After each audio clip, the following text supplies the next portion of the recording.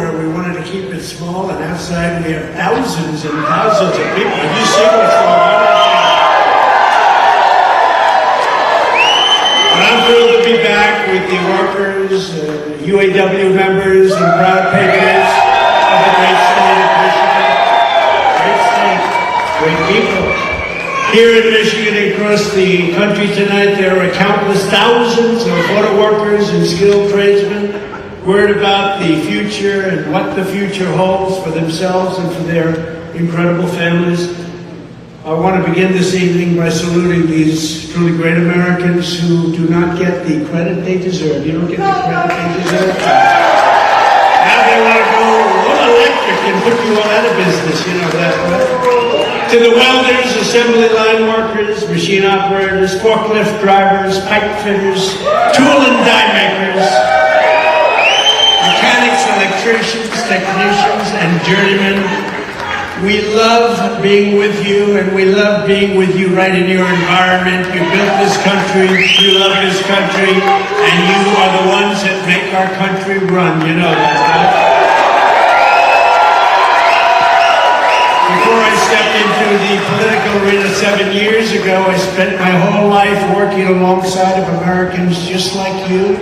Spent a lot of time with you. You just don't know that, but I spent a lot of time with you and people just like you. Now, I put everything on the line to fight for you. I've risked it all to defend the working class from the corrupt political class that has spent decades sucking the life, wealth, and blood out of this country. That's why I'm here tonight to lay out a vision for a revival of economic nationalism and our automobile manufacturing lifeblood, which they're sucking out of our country. I want a future that protects American labor, not foreign labor. A future that puts American dreams over foreign profits, and a future that raises American wages, that strengthens American industry, that builds national pride, and that defends this country's dignity, not squanders it all to build up foreign countries that hate us. And you know where they are? They're located all over the world, but they're mostly on the other side of the world. We don't want that. Under crooked Joe Biden, you have none of this. You have none of the things we want. Instead of economic nationalism, you have ultra-left-wing globalism. They hate our country. And the workers of America are getting, to put it very nicely, screwed. You're getting screwed. Yesterday, Joe Biden came to Michigan to pose for photos at the picket line. But it's his policies that send Michigan auto workers to the unemployment line. He only came after I announced that I would be here. You know, he announced quite a bit later. Spoke for a few seconds. Did you notice he spoke for what? A few seconds? And he had absolutely no idea what he was saying. He didn't know where he was. He didn't know where he was. He didn't know what we were saying. Where am I? He's saying, where am I? Oh, you're in Michigan. Oh, that's good. What do they do in Michigan? They grow weed in Michigan, he said. Don't they grow weed? It's Iowa and other places. Biden's cruel and ridiculous electrical. Think of this. He wants electric vehicle mandates that will spell the death of the U.S. auto industry. You know, it doesn't matter. I watch it, you're negotiating a contract, you're all on picket lines and everything, but it doesn't make a damn bit of difference what you get, because in 2 years you're all going to be out of business. You're not getting anything. What they're doing to the auto industry in Michigan and throughout the country is absolutely horrible and ridiculous. Hundreds of thousands of American jobs, your jobs, will be gone forever because crooked Joe Biden is selling out. But I don't think it's him. I don't think he actually knows what the hell he's doing. He doesn't know. He doesn't know. It's not his fault. Let's not blame him. But he's surrounded with radical left Marxists and crazy people, fascists, bad people. He's selling you out to China. He's selling you out to the environmental extremists and the radical left. People have no idea how bad this is going to be also for the environment. You know, those batteries, when they get rid of them, and lots of bad things happen, and when they're digging it out of the ground to make those batteries, it's going to be very bad for the environment. You can be loyal to American labor, or you can be loyal to the environmental lunatics, but you can't really be loyal to both. It's one or the other, and they understand that. The Democrat Party has no idea what they're doing right now. They have no idea what to do. Crooked Joe is siding with the left-wing crazies who will destroy automobile manufacturing and will destroy our country itself. They're destroying our country. You look at that at the border. We had the safest border in history. Now you look at what's happening. It's just a horror show. I side with the auto workers of America and with those who want to make America great again, and I always will.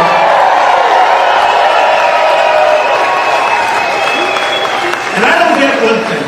I don't get why Ford and GM, why these car makers aren't fighting to make cars that are going to sell, to make cars that are going to be able to go on long distances. They immediately give up. I see it with the oil companies too. They're promoting windmills, which don't work, by the way. They don't work. They want windmills all over the place. It's like they're told what to do. That's what they go against their industry. They're either stupid or they're gutless.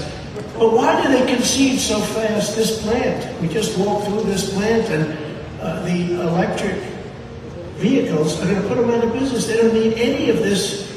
The things that you make in Michigan, they don't need any of it. Why isn't it these big, powerful car companies with guys that are making $35 million a year immediately quit? They say, you want electric vehicles, we'll give it to you when the damn things don't go far enough and they're too expensive. And I'm not in that business, but I know a lot about it. They don't go far enough and they're too expensive. A vote for Crooked Joe means the future of the auto industry will be made in China. That's what it's going to be. That's where they're made. My pledge to every automaker is this: a vote for President Trump means the future of the automobile will be made in America.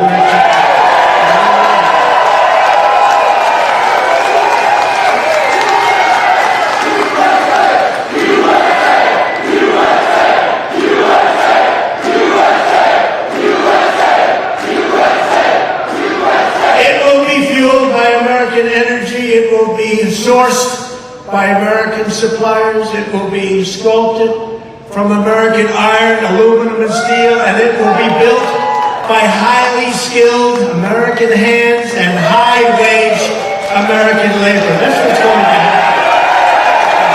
We'll do it first day in office. First day in office. It'll be signed out first day in office. What they're doing to our country is horrible. What they're doing to the auto workers of this country just doesn't make sense. I saved American auto manufacturing. You know that in my first term, and I'll save it again. We did great. We did everything to keep those jobs going. I'll save it again in our second term. Unfortunately, that's what we had to do because things happened during the election that you know about. Happened right here in this state also. And we will make it bigger, better, and stronger than ever before. This is what we're going to do. We want to talk about it, but we talk, and we keep talking, but we don't want to talk too much. But before we do talk about the current UAW strike that we've been hearing about, and I see people really with mixed emotions because you're striking for wages, but you know your job's only going to be here for 2 years or 3 years if you're lucky. How will we rescue the auto manufacturing in the United States? Let's remember. We've got to remember how we got here. For decades and decades, and I've been talking about this subject for 12 years, long before I ever thought of becoming a politician. I think that's a lot of fun. I could have had the easiest, nicest life, hell. I would have had the nicest, softest life instead I have to beat these lunatics up all day long. Every day. Every day, lunatics. I never heard of the word indictment. Now I get indicted like every 3 days. He spoke badly about the election. He must be a guy. He said something bad about Joe Biden. Joe Biden is the most corrupt president and most incompetent president. I should have said that. I'm going to get indicted again for saying that. For decades, you've watched rotten and crooked politicians like Biden treat American jobs as disposable and American workers as expendable. They sat back and got rich by taking bribes to let other countries rape and pillage our jobs and our wealth. That's what happened.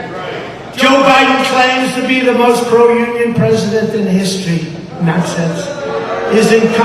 Think of it. His entire career, just think of it. His entire career has been an act of economic treason and union destruction. He's destroyed unions, shipping millions of American jobs overseas while personally taking money from foreign nations, hand over fist. Look at the money he got from China. Look at what's coming out, China. Crooked Joe backed NAFTA, he backed China's entry into the World Trade Organization, he backed the horrendous Trans-Pacific Partnership, which would have destroyed the American auto industry had I not stopped it. Remember when I stopped it? You guys were gone. We were gone. And that was a done deal. In fact, during the debate, I got beautiful Hillary Clinton. I don't call her crooked because they only use that name for Biden now. So I call her beautiful. She's a beautiful woman. Beautiful Hillary Clinton.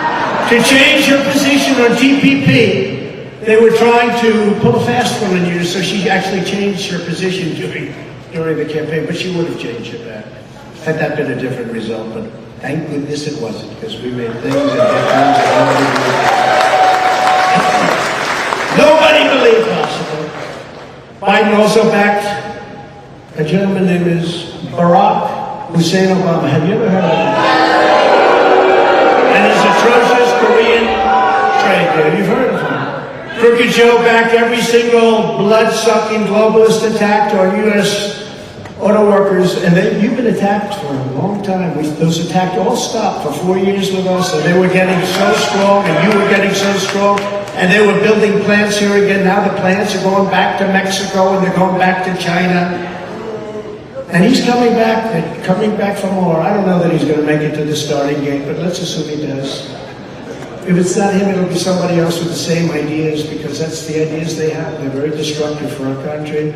But we will stop him. Hopefully your leaders at United Auto Workers will endorse Donald Trump.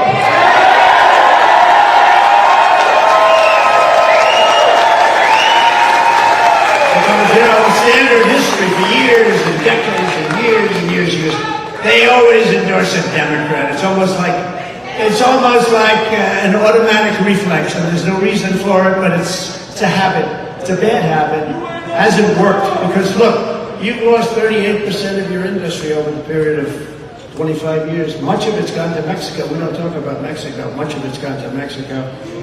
They make plants in Mexico. A friend of mine, a great supporter, but a great gentleman who builds plants. That's what he builds, auto plants. He said to me the other day, you got to see the plants we're building in Mexico. I said, well, how do they compare to the U.S.? He said, not even a contest. And I said, isn't that a shame? You remember what I did? I said, you don't give us protection at our border. I'm going to charge you a tariff of 25%. We want 28,000 soldiers on our border, and we had the safest border in the history of our country. Now we have the worst border in the history of the world, by the way.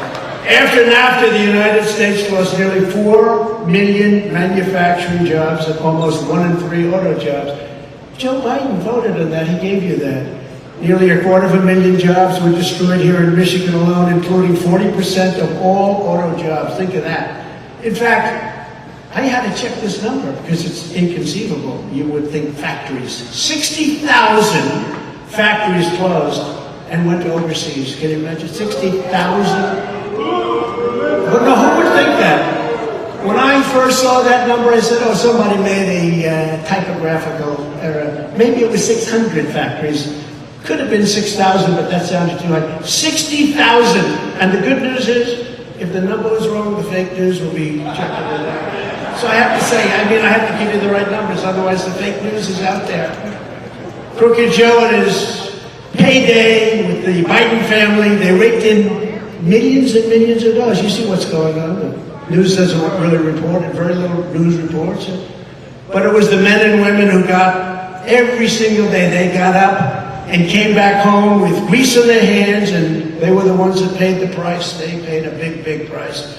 The only time Joe Biden has ever gotten his hands dirty is when he's taking cash from foreign countries, which is quite often, actually. It's quite often. Based on what we're seeing, it's much more often than anyone would have thought. Can you imagine an unannounced raid on his many homes? He would have made Senator Menendez look like a baby. Just like a baby. Can you imagine? You know, they gave him 3 weeks' notice. You know, they said, we're going to raid your home over documents. They gave him 3 weeks. Would 3 weeks be enough? So I can imagine. I'd like to see what he cleaned out of there. Joe Biden only cares about enriching his own family. I care about enriching your family. That's why I did this. I'm working for you, not for me. That is for sure, and I always will. I will always have your back. I promise you that. I will always have your back. When I came into office, the auto industry was on its knees, gasping its last breaths after 8 long years of Obama and Biden. But you finally got a president who stood up to the... You got to understand, I stood up to people that hate you. They hate you. Or they maybe hate our country. But I stood up for you. I stood up for the auto workers and stood up for the great state of Michigan like nobody's ever stood up before. And just as I promised, I withdrew from the Trans-Pacific Partnership my very first victory. Remember 2016 when we won Michigan? Michigan hadn't been won in like decades. Never at all. And then we did much better in 2020. I mean, I hate to tell you, we did much better. But we're going to do so. We're going to swamp them. We're going to swamp them. We actually did much better. I ended Obama's war on American energy. He had a war on American energy. Gasoline prices plummeted and soon reached $1.87 a gallon. How does that sound? Now, you know, it's over $5 and $6 and even $7 a gallon in some places, and it's going up higher and higher and higher. And I think they want that. That way you go all electric, so you can drive for 15 minutes before you have to get a charge. The economy boomed. The household incomes rose by more than $6,000 a year, which was a record. $6,000 a year during my term. A year. I ended the disaster known as NAFTA, the worst trade deal ever made, and replaced it with the brand new USMCA, Mexico, Canada. That's the best trade deal ever made, they say, in our country's history. I think the deal we made with China is even better, but unfortunately with COVID, I don't even talk about that one.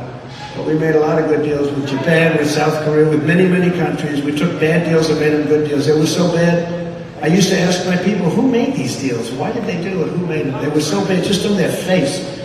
With the USMCA, 75% of every car under that deal must be made in North America. In other words, they have to make 75% of the car in North America. Who ever heard of that? And a massive portion must be made by high-wage labor, which means American labor, high wage. Back in 2008, Biden and Obama promised you that they'd renegotiate NAFTA. But in 8 years, they never lifted a finger. They never changed a thing. You know, NAFTA was so bad that when it was negotiated, a long time ago, decades ago, they made typographical errors, like in numbers. And they were bad typographic. They were bad for us. Of course, nobody went back to change them. They were typographical errors. And we lived with it for decades, with these errors. Can you imagine that? Normally, like, that happens. You do that in deals, too. When you go back the following day, say, they made a mistake. We're renegotiating this deal. I don't care if it's signed or not. And people sort of have to do that. Legally, they have to do that. If there's an error, if there's a typography. They made typographical errors. They made errors. Maybe they weren't so typographical. Probably the other side made them perfect, actually. You know, they probably made them. But they made these errors, and they never corrected them for years, for decades. But I corrected them. You know how I did it? By terminating it. And I know how good the USMCA deal is because Canada, as you know, and Mexico are trying like hell to renegotiate it. They want to renegotiate that deal. But in less than 2 years, I got that done, the USMCA and many other deals. I also renegotiated Obama's Korea trade deal to fully restore your protective tariff on foreign pickup trucks. They wanted to change it. The Democrats wanted it to expire, and so did South Korea badly. They didn't want it. And without that, you wouldn't even have a truck industry. Right now, it's probably the strongest part of your industry. Without that, you wouldn't have an industry. So it's something I was very proud to do. It was very, not easy, but we got it done, and we got it done properly. Michigan jobs would have been exported, while millions and millions of foreign cars would have flooded American streets. That's what would have happened. Obama and Biden didn't care one bit, but I did, and I stopped it, and I stopped it cold. I took on communist China like no administration in history did what I've done, bringing in hundreds of billions of dollars pouring into our treasury when no other president had gotten literally 10 cents. And I also got $28 billion for our great farmers. You know that, right? Our farmers.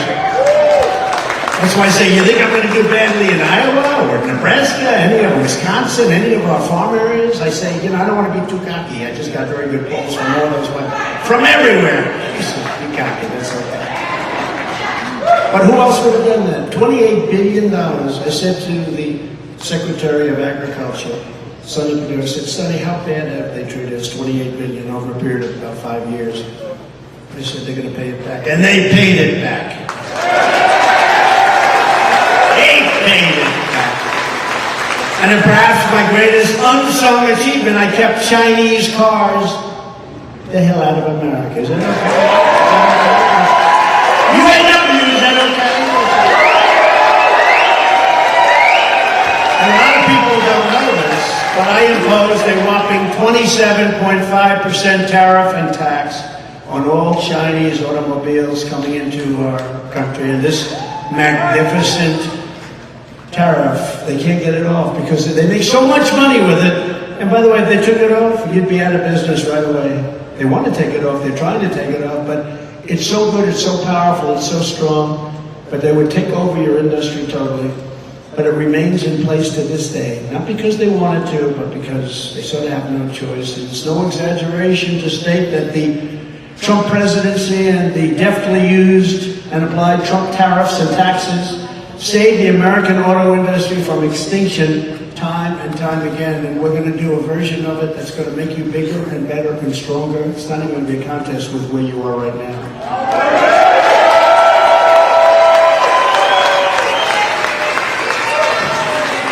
But crooked Joe Biden is back like a wretched old vulture trying to finish off his prey. Can you believe it? I don't know. I just don't know. You know, I see some of these things that are happening. I say, I wonder if he has any idea that this stuff is happening. Biden's job-killing EV mandate has dictated that nearly 70% of all cars sold in the United States must be fully electric less than 10 years from now. Do you believe that? These are built specifically for people that want to take very short trips, okay? Hop in the car, darling, let's drive down to the store and let's drive back. Oh, it's crazy.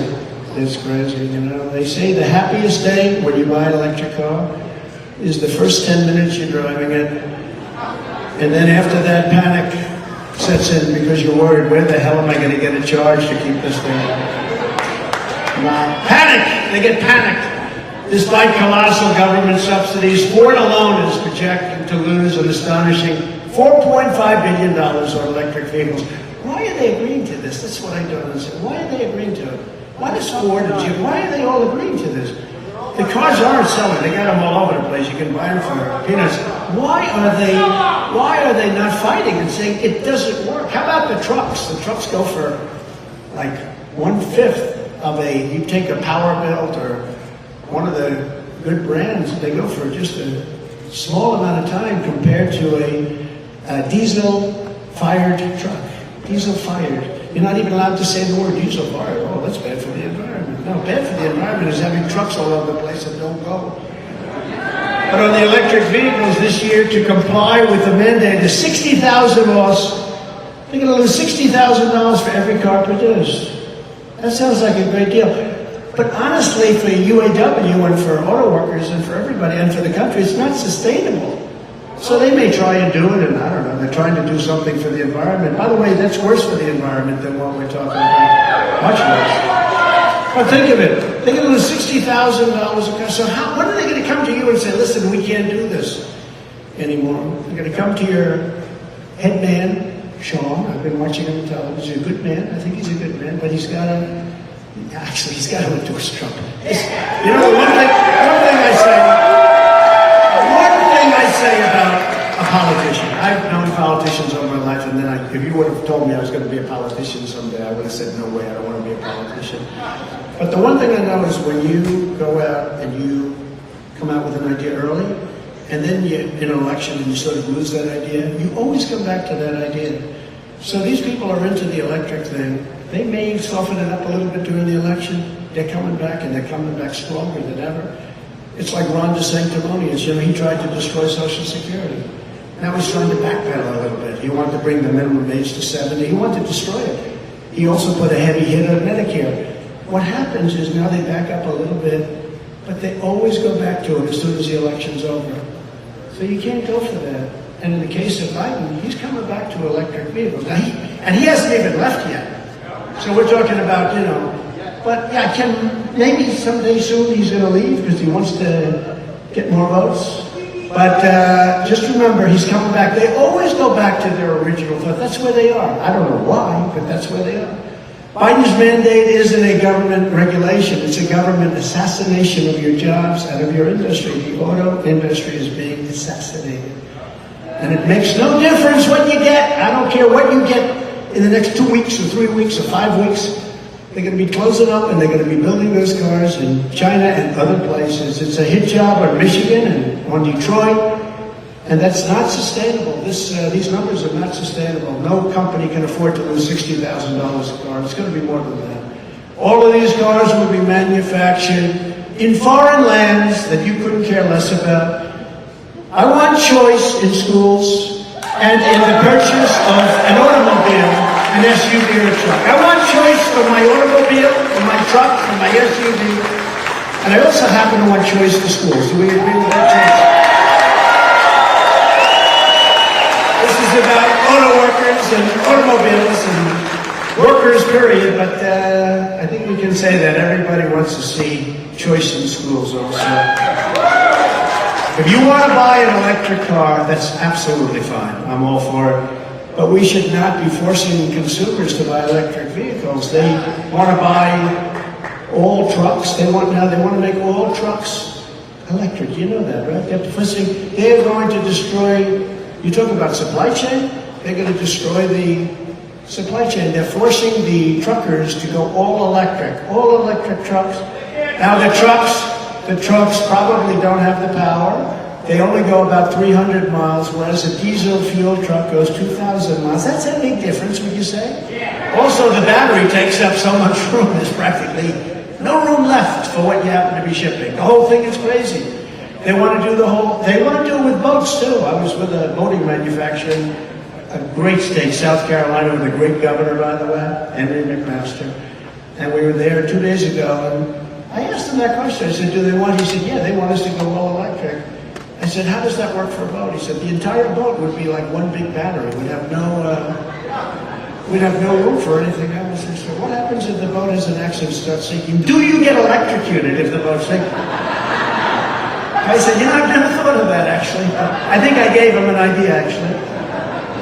Now, can you imagine the boat goes down and you're sitting on top of a battery? I don't feel good about that, right? In other words, you have to stop approximately for a truck 6 times for the same trip. How are they going to stop 6 times? And yet, it's not stopping these lunatics in Washington. These are lunatics. These are deranged people. And I'm not saying you can't buy an electric car. If you want to buy an electric car or a hybrid or an all-gasoline car or a truck, that has to be your choice. You should have that choice. It's great. I can see electric cars working great for certain uses, short-term, short-distance uses. We have unlimited gasoline. Remember that. We have unlimited. China doesn't. We have unlimited gasoline. For 500 years we have gasoline, more than any other country in the world. Can you imagine? A few years ago we were energy independent. Now we're begging countries to give us gasoline. Can you imagine? Now, can you even imagine? And we had the best, the lightest, the sweetest. We have the best stuff. Now we're getting it. We're taking tar. You know what tar is? It's like tar that they have to refine. You know where they refine it? In Houston, Texas, we take tar now from Venezuela. Venezuela was supposed to be the bad guys. Venezuela's getting rich. We're refining their tar. And we're not taking our beautiful, beautiful stuff. We have the best stuff. But we have the most. We have more than Saudi Arabia, more than Russia. We were energy independent, and we were going to make our fortune, and we were going to sell it to Europe. We were going to pay off our debt. We were going to lower taxes still further. It's amazing. And then these people came in and they had no clue, or they had a clue, which is even more dangerous in a certain way. Right now, electric cars don't go far enough, and they're just far, far too expensive, and people aren't going to be able to afford them. And the cost of operation is also much more. This is their option, though, if they want them. It's their option, and it's an option that some people will take, and I am all for them, but I will not allow, under any circumstances, the American automobile industry to die. I want it to thrive and thrive.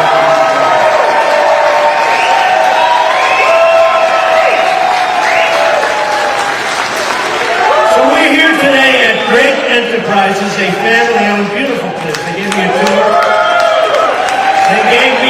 I said, this place is beautiful. I said, come on, let's go. I got to go fast. I got to make a speech. It's all over television, this speech. You know, we're competing with the job candidates. They're all running for a job. No, they're all job candidates. They want to be in the, they want to do anything. Secretary of something. They even say VP. I don't know. Does anybody see any VP in the group? I don't think so. No, we're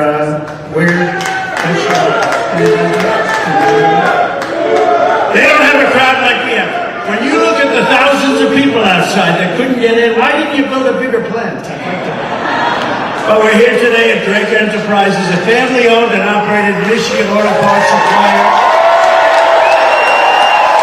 that has been manufacturing in America for over 70 years. Right? Drake was founded by a great man in 1952, Benny Stemple, right? Benny? Wait up, Benny, your father, your grandfather. An American man, deceased American man with a big American dream. He had a big, big, beautiful dream. Benny started with just 4 people and soon came to dominate the production of gear shift levers for trucks. Today, the company produces transmission components, driveline components, engine components, and car parts for every one of the Detroit Big Three. So I won't tell them I said bad things about them in your face. I just want them to fight for what's right. It's common sense. But tonight I was honored to meet Benny's son Lee and Lee's children, Nate and Heather. Thank you very much. That's great. Beautiful family. Nate and Heather say their vision for this company is to prove that the American dream is still alive for their employees, like it was just for their granddad, who was so wonderful. So Lee, Nate, and Heather, we're going to help you get that job done, okay? And I want to congratulate you on 3 generations of American auto parts, proudly made in Michigan. Bad things are happening in Michigan. Your crime rate's through the roof. You got a lot of businesses moving out now. It's unbelievable. Not even believable. Today, nearly 100% of Drake's business is producing components that go into vehicles with internal combustion engines, the very product that Joe Biden and the radical left Democrats, fascists, Marxists, now they want to make them, for whatever reason, illegal. Figure that one out. And yes, it's true. Today's radical Democrat Party wants to legalize drugs, shoplifting, and sexual mutilation of your children, but they want to allow your gas-powered Suburbans, Silverados, and Ford F-150s to die. They can die. Under a Trump administration, gasoline engines will be allowed. And sex changes for children will be banned. Is that okay?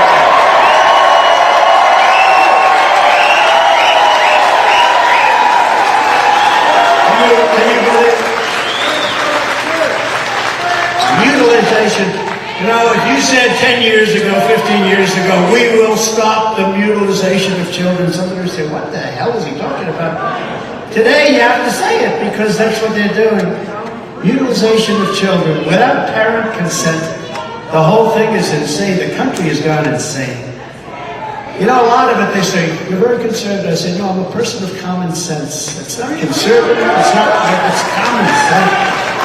We want to have a border, we want to have good voting, we want to have same-day voting with old paper ballots, and we want to have a thing called voter ID. Why do the Democrats not want voter ID? Because they want to cheat. They want to have voter ID. But if crooked Joe Biden gets his way, Drake employees and countless other auto workers and suppliers will really be decimated. I don't know. I hate to tell you what's going to happen, but you know what's going to happen. We're going to stop it. By most estimates, under Biden's electric vehicle mandate, 40% of all U.S. auto jobs will disappear. Think of this, in 1 or 2 years. Think 1 or 2 years, that's what you have to be talking about, not you're going to get X dollars an hour. It doesn't matter what the hell you're getting an hour. Do me a favor, just get your union guys, your leaders, to endorse me. And I'll take care of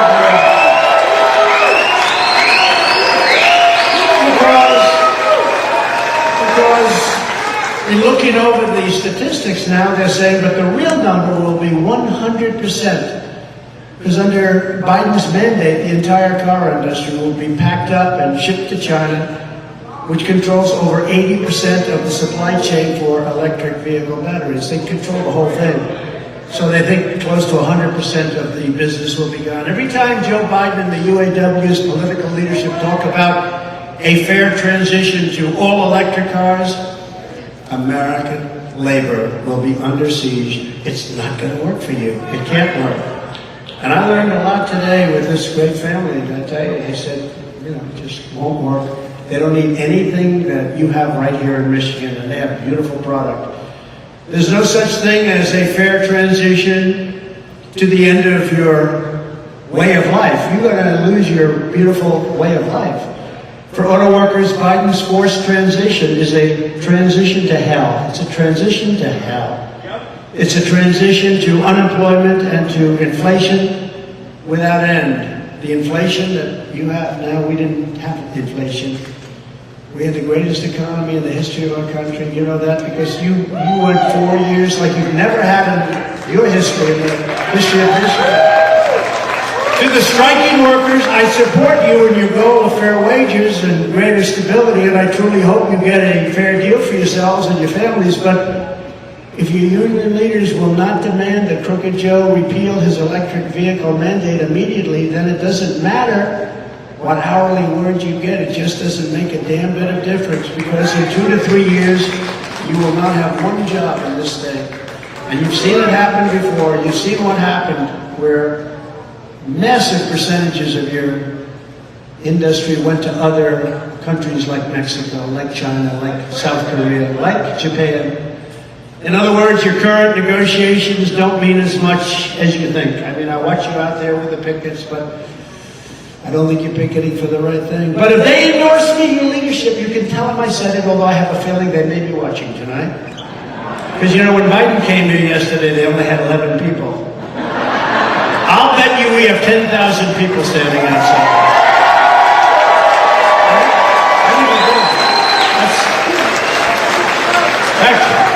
In fact, for a little while, we're driving through and people are going crazy. I said, is this a rally tonight?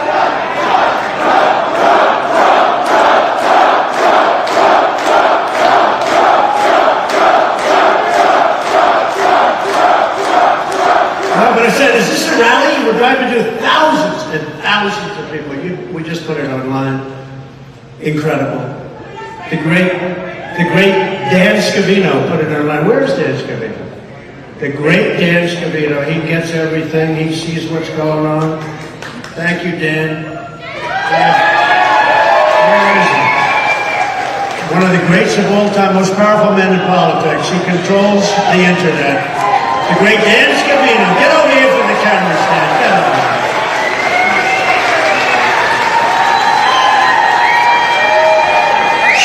Stephen Chung has done incredible. Jason Miller, a legend. Jason, oh, somebody likes you. Jason. Now I have a great group of people. They all want to come. I said, you guys don't have to come. They said, no, we want to come. They want to come. And they don't want to come to keep me from falling either. They want to come. You see that one? Now they have a new plan. How to keep this guy from standing up. We have to get him to stand up. How to keep him standing up and getting down. You know, it's so unelegant. I love those 747s, Air Force One. You know, I got new Air Force One I saved. $1.7 billion. They came to me, they said, sir, would you sign this? First day I was in office, I said, what is it? It's a new Air Force One. It's $5.7 billion. They said, that sounds like a lot of money for a plane. It's actually 2 planes, by the way. They call it Air Force One. They're identical. I mean, even the wood grain, you can't tell the difference. I could tell because there was a little nick in one desk that wasn't on the other. So I could say, that's one, and the other one's too. No, it's incredible, actually. But, you know, those planes are like 32 years old, and nobody wanted to make the move and do it because they think, oh, it'll move luxury. In the meantime, they come in from Saudi Arabia and these other countries, brand new, they're like 3 months old, and they blow it away. And, you know, our country should have the latest and the greatest. So they wanted me to do it. It was $5.7 billion. And I said, nope, it's too high. They said, why do you see that? Why are you saying that? Because Obama agreed to the deal. If they agreed to it, it's too high. So the head of Boeing came in and he said, sir, we have to get 5.7. I said, nope, I'm not doing it. I was supposed to sign it. I said, I'm not doing it, not for 5.7. It has to have a 3 on it. I didn't know what that meant, except I knew it was a hell of a cut, right? Right, Al? So they said, sir, we're not going to do it, we're not going to do it. We'll take off $400 million. That was pretty good. I said, you know, I've been doing this for about 3 minutes and I got $400 million. Can you imagine the money these people make? So I said, no deal. I said, no deal. And it's got to have a 3, got to have a 3. And I held out, and they called up 2 weeks later. I said, what do they want? They were calling, they said, sir, we're going to take another $300 million, that's $700 million off. And I haven't done anything. I probably worked for about 2.5 minutes, and I got $700. And I just said no, and I sort of forgot about it. A month and a half later, they called me up. Sir, we'll do it for $3,999,999,999.99. And they said, you have yourself a deal. So I saved $1.7 billion on that plan. It was very tough. Does anybody give me credit for that? No. If the fake news call me and say, what a wonderful thing you did. No. That's okay. That's okay. But your leadership should endorse me, and I will not say a bad thing about them again, and they will have done their job. They will have done a proper job. In fact, if they endorse me, they will have the easiest labor leadership job anywhere in the country. They just have to sit back and watch as our auto industry reignites and booms. That's what's happening.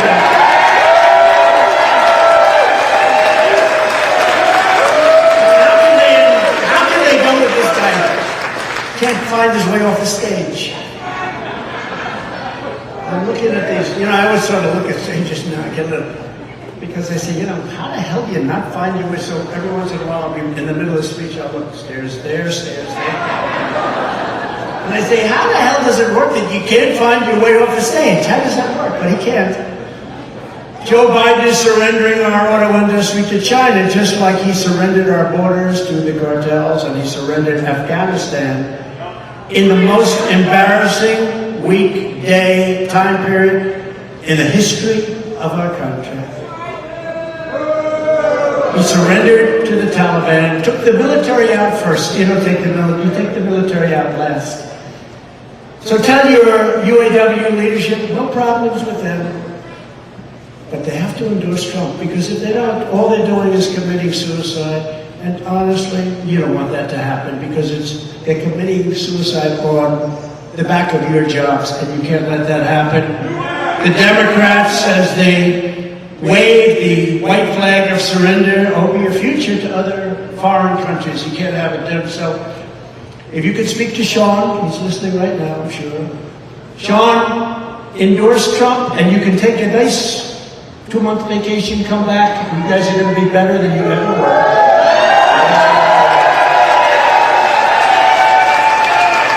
Because the other way, you won't have a vacation, Sean. And in a short period of time, you're not going to have a union, you're not going to have jobs, you're not going to have anything. You have the strongest you've ever had.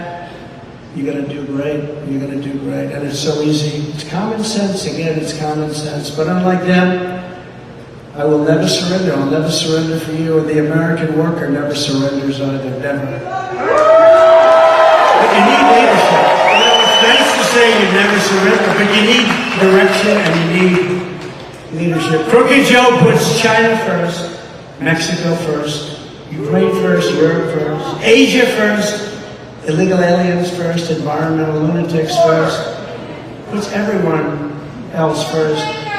But he puts America last, he puts our workers last, he puts the UAW last, he puts our industries last, he puts your families last, he puts everything. He does put your children last, yeah? When you think of it, probably they should be at the top of your list. Thank you very much. I'm going to use that. You mind if I use that from now? Who said that? He puts your children last. That's going at the top of my list.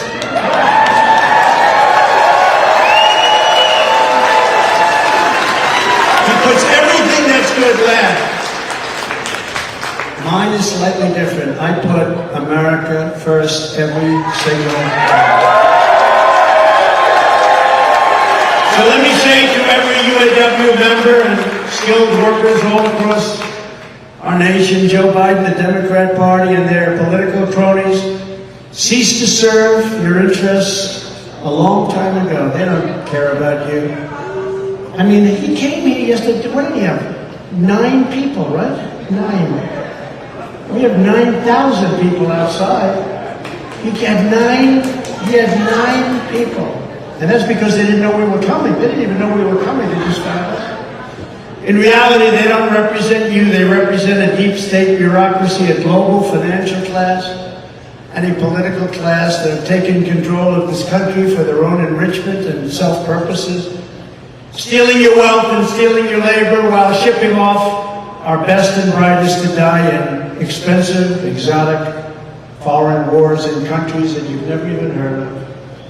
And just like you're fighting for your rights and your American dream, I'm fighting for my rights and fighting for my freedom against the coordinated, corrupt, very politicized forces of evil. I've never seen anything like it. It's weaponized justice. We have a weaponized justice system. I want to indict. Think of this. I want to indict my political opponent. He's beating me. We got to indict him. I think, you know, that works 2 ways, because when the next one gets in, let's hope that's me. And I'm sure I did it. I would not do it. You have an opponent and you say, let's indict him. And because people know me so well, we know each other very well, my ratings and my approval numbers went up. I'm the only person who ever got indicted when my numbers went up. It's so weird. That's because you know me. I didn't take a salary. I worked my ass off. And we did a phenomenal job. We did a phenomenal job for this country. For the first time ever, I never thought they indict their political opponent. And what that does is it sets off a chain of events that's very dangerous in future years. It could happen to them very easily. The reason Crooked Joe and his thugs are trying so hard to stop me is that in my first term, I disrupted all of it. Oh, did I disrupt? That was called major disruption. And in my second term, which we're sort of having now, but I don't want the results, right? I don't want the results of this second term. This second term is a disaster for this country. Worst president, think of it, there's never been a president like this. I say that you could take the 5 worst presidents in history, add them up, and he's done a worse job than all of them added up, but now I'm changing it. I think I can make it to 10, because nobody, you look at our border, you look at everything, you look at our woke military. I defeated ISIS, our military is so great, I rebuilt it, but you look at what's happening in this country, it's horrible. But in my second term, we'll finish the job, and we'll get rid of the cheaters, the liars, the scammers, and the government.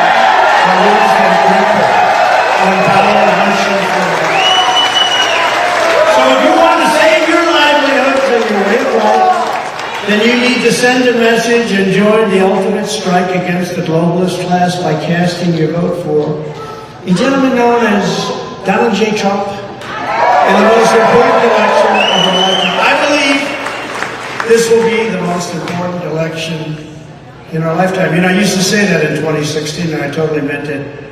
This blows it away. We're going to lose our country. We're going to lose. We've got probably 15 to 18 million people, the real number, pouring into our country. We have a disaster in Ukraine that would have never happened. We have a potential disaster with Taiwan, China, that would have never happened if it happens, but boy, they are circling, I'll tell you, they want it so badly. And they saw what happened in Afghanistan, they saw what happened with the Taliban, and they say the people they have there now are grossly incompetent. Putin would have never done it. President Xi would have never done it with me. We talked about things, a lot of things, they would have never done it. They wouldn't have done it for another reason also. In the case of Russia, the oil prices would have been so low that they wouldn't have been able to afford it, because you would have had $40 a barrel oil, and at $40 he could not have prosecuted the war. But at $115 he made a fortune, and makes a fortune with the war. It's up there again now. I don't know if you've been watching, it's getting up there again now.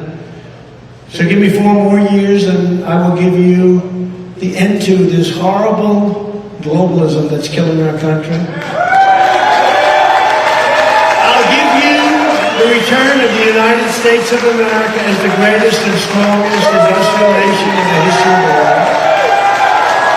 Together we will dismantle the corrupt power structure that has feasted on the suffering of the American auto worker and the workers of any kind, not just auto workers, workers of any kind.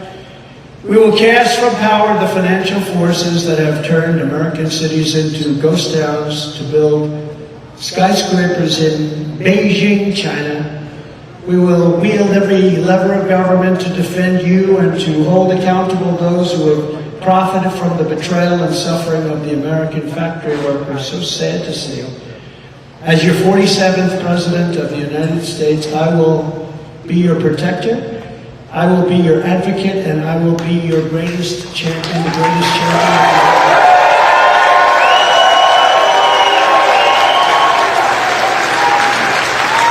On day one, I will terminate Joe Biden's electric vehicle mandate, and I will cancel every job-killing regulation that is crushing American auto workers. I will unleash a thing called American energy, stop the ban on the internal combustion engine, and we will drill, baby, drill, and we will make zero environmental difference. It will have zero environmental difference, zero. In fact, if anything, it's probably cleaner than what they're doing. But it'll save your family a yearly fortune and give you a much better way of life. You're losing your way of life.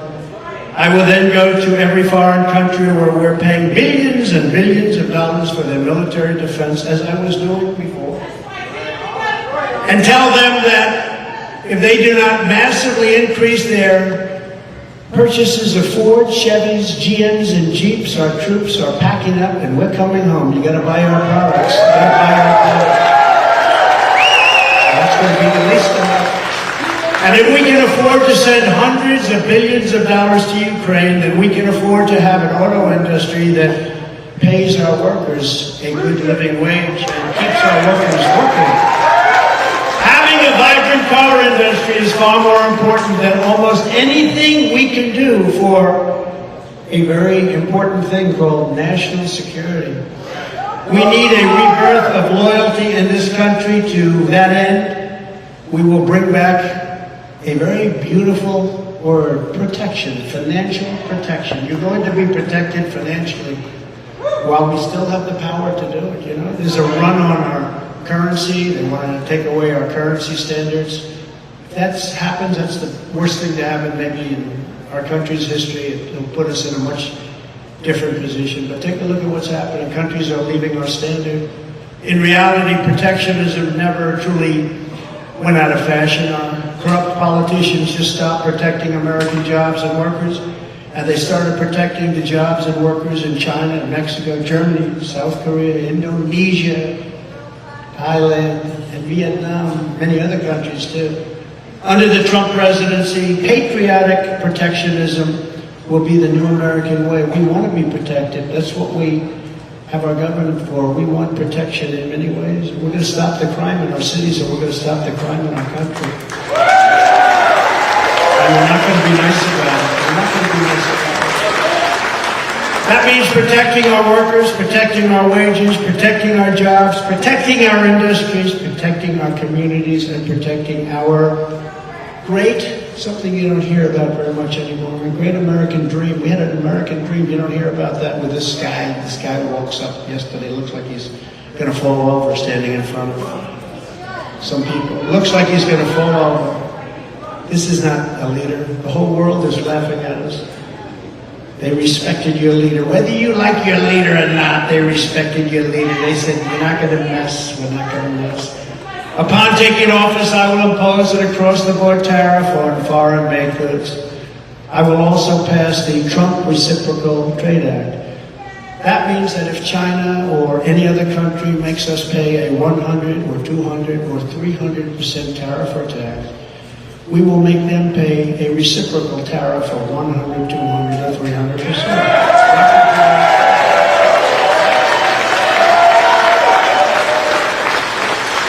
I will revoke China's most favored nation. Can you believe they have a most favored nation status? Because they said we are a developing nation. Well, we're a developing nation too. When you look at our cities, we're developing. We're developing in the wrong way. They are doing the worst job. Democrat mayors, Democrat governors. And we will impose stiff penalties on China and other trade abusers. Foreign auto parts manufacturing will be among our first targets. We're going to bring it home from China and other foreign countries on a very grand scale. That's you, McGee. All right? That's you. And because we want all Americans to win and win big from these policies, we will insist that as tariffs on foreign countries go up, because they tariff us crazily, and then we have these stupid people, some congressmen, some senators that say, no, sir, we shouldn't tariff them, but they're tariffing us. It doesn't matter, sir, it's free trade. I say, is this guy okay? But when those foreign countries tariff us taxes on American workers, which is really what it is, small businesses and middle-class families, we will be doing the same to them, and you will watch things happen that you won't even believe. For one thing, you're going to bring back jobs at levels. You know, China, they put a big tax on us when we sell a car, a truck, or anything. And they say to the American companies, we don't want your trucks from America. Come over and build a plant over here. So they're building plants all over China. How stupid is it? We should do the same thing. And we started doing the same thing, and we were doing the same thing. I gave you the largest tax cut in the history of our country, larger than the Reagan tax cut. And we'll do it again, and we'll deliver tax cuts, the likes of which you've never seen before. You will do better, make more money, and have a more secure job than you've ever had before. Best of all, they will be fully paid for by outsourcers and foreign producers who will be paying trillions and trillions of dollars into our treasury for the privilege of doing business in the United States of America. Isn't that nice? We'll get rid of a big portion of our deficit, too. We're going to tariff and tax them, and you, the American worker, will be the primary beneficiary. And in conclusion, I don't need to tell anyone in this room what the globalist and trade abusers did to the people of Michigan. You've seen the lives wrecked. You've seen your family destroyed. In many cases, the families have been shattered and the communities battered, brutalized, destroyed economically and by crime. But my message to you tonight is that Michigan's abuse under Joe Biden will end, and I will take you to new heights never dreamed of before, never dreamed. The Wall Street predators, the Chinese cheaters, and the corrupt politicians have hurt you.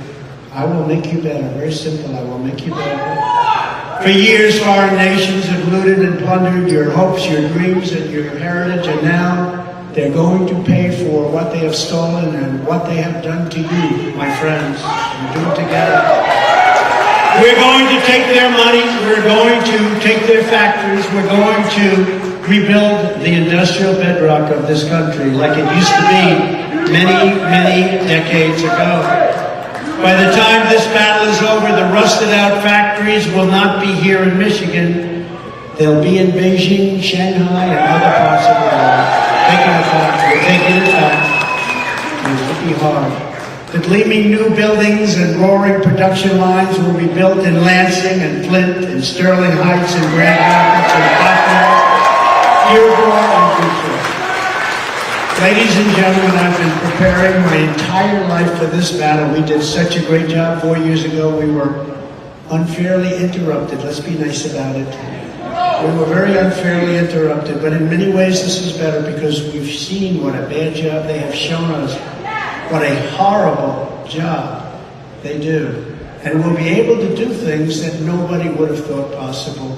And people won't be complaining even a little bit. Because between crime and all of the jobs that have been stolen from us and all of the factories that have been closing, all of the bad things that have been happening with Afghanistan and with Ukraine and with everything, people will say, wow, we want these changes to be made. We want these changes to be made very, very quickly. Just 3 years ago, we had a great economy and the strongest borders in our country's history. We had the best, strongest in our history. We were energy independent, soon to be dominant. We had no inflation. We had I rebuilt the entire military, United States military. We gave $80 billion. Think of it, brand new tanks and planes and goggles, 700,000 guns and rifles, 70,000 you make cars. Who has a used car lot with 70,000? And these are nobody. If you have 500 cars, they tell me that's a lot. You have 70,000, and these are armor-plated in many cases. These cost millions of dollars apiece, many cases. We gave them 70,000. Do you know that Afghanistan is one of the largest sellers of weapons in the world right now? Can you believe it? They're selling all of this stuff that these guys just gave them. How stupid are we? How stupid are we to allow that? We were getting out. I was the one that got it down. We were going to keep Bagram, the airbase, because it's right next to where China, forget about Afghanistan, where China makes their missiles, nuclear missils. It's 1 hour away. We were going to keep that.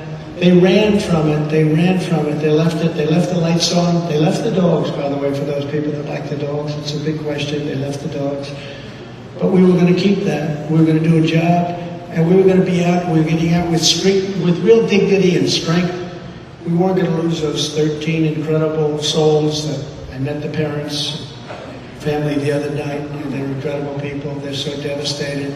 They don't talk about the 38 people that were literally no arms, no legs, the faces blown to pieces, and the hundreds of other people that died.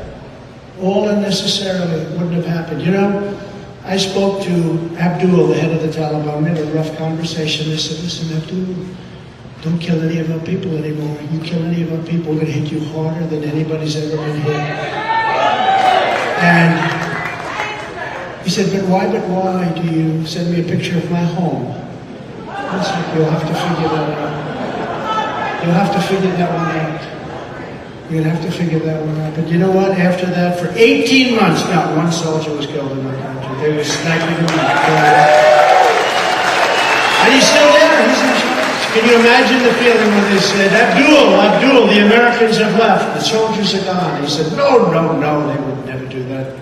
Only stupid people would do that. No, the soldiers are gone. Before we took the equipment, before we took our people out, we have hundreds of people, maybe thousands, but we have hundreds of people that are American citizens that are still there.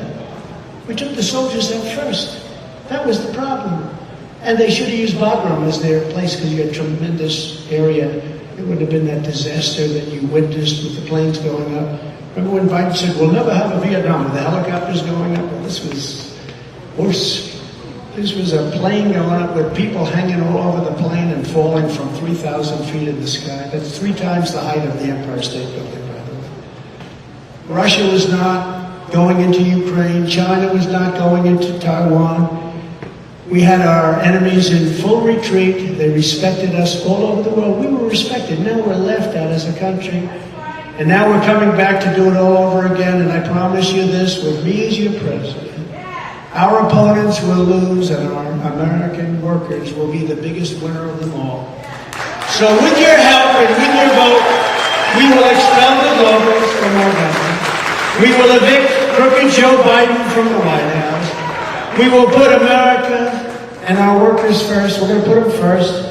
And we will do something that's very, very special that I've been saying for a long time, and we had it going at a level that nobody ever thought possible. We will make America great again.